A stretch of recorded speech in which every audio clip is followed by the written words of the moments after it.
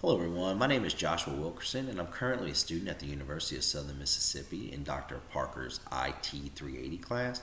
And I was recently given an assignment to conduct research on American guidelines for conducting business in Israel. And I'm going to do this video today to basically discuss some of the rules and guidelines and do's and don'ts that I learned in the research about conducting business in Israel. One of the first points that I would like to talk about is the language. Uh, it's very important for you to be able to communicate well with your foreign business associate. In Israel, they have two national languages, and they are Hebrew and Arabic, but they actually conduct business in the English language. So there's no real need for an American associate to learn a foreign language in order to be able to communicate with their Israeli business associate. A second important factor is business dress. It's very important for you to look appropriate and follow the customs that are going to be followed for dress in Israel.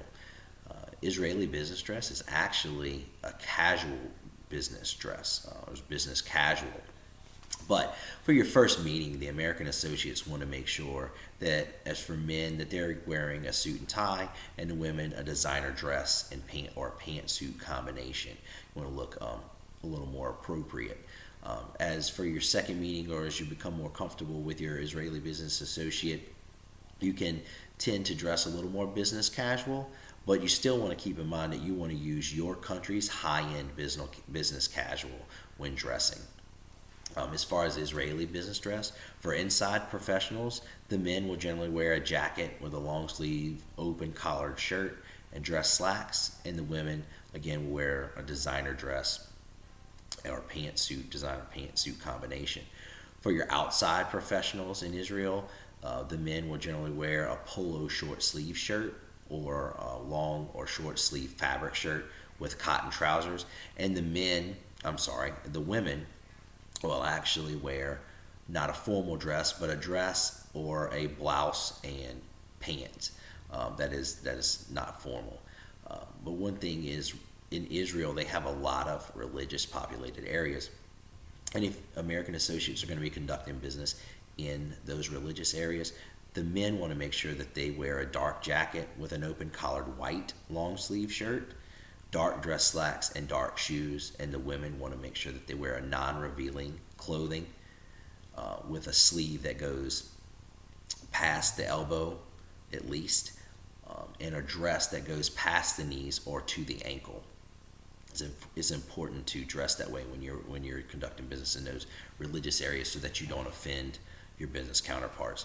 Another important topic is meetings. Israeli business meetings differ a little bit than American business meetings, as Israeli business meetings are very casual. They have more of an open, friendly vibe rather than a more formal business meeting that we're accustomed to here in the United States.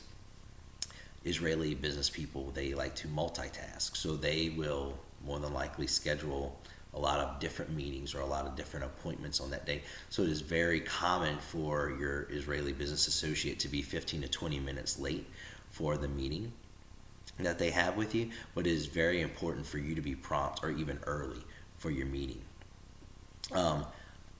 Another business tactic, or that Israelis tend to use a lot in business meetings, is they love to negotiate. But they also appreciate and respect for their counterparts in business to be willing to get in there and negotiate along with them as well. So it's important for the American associates to not shy away and get in there and negotiate business terms and things like that when conducting business meetings. Another important factor is body language.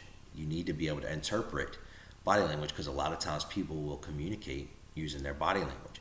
Israelis tend to communicate a lot with their facial expressions, a lot of hand gestures, shoulder shrugs or gestures, things that they'll make noises with their mouth or something like that. So in order to communicate that they're happy, that that they didn't like something, or that they were disappointed in something.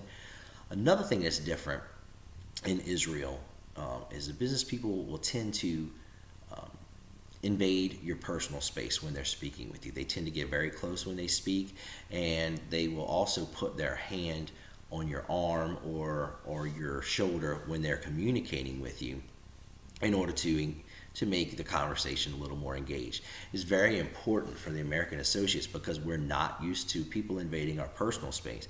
It's very important to not pull away or seem uncomfortable because you don't want to offend your Israeli business associate.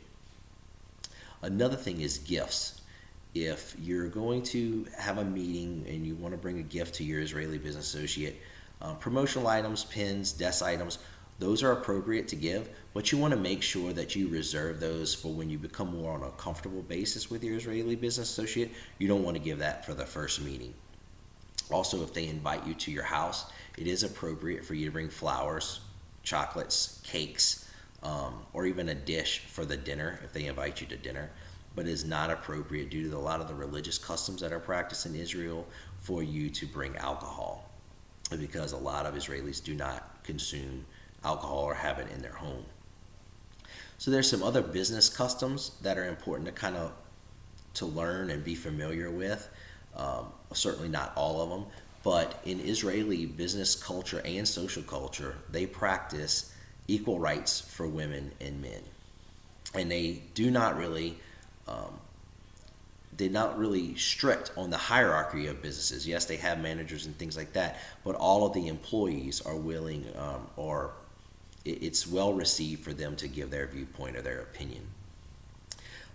Normal business hours in Israel are going to be Monday through Thursday, 8:30 a.m. to 6 p.m., half a day on Friday in order to honor the Sabbath. So it's important for you to make your business plans accordingly to that. In Israel, they generally work a 43-hour work week, and they have 36 hours consecutive off, which is normally observed during a Sabbath. There are rules for business. Some of the basic rules that I feel that are important are the fact that all foreign businesses are expected to pay taxes, although with the treaty that the United States has with Israel, businesses and foreign business associates or American business associates would be exempt from some of those taxes to not be double taxed. In order to work in Israel, the foreign associate or the American associate needs to have a work permit and B1 work visa before even being allowed to work and enter in Israel to even work. Another thing is their salaries.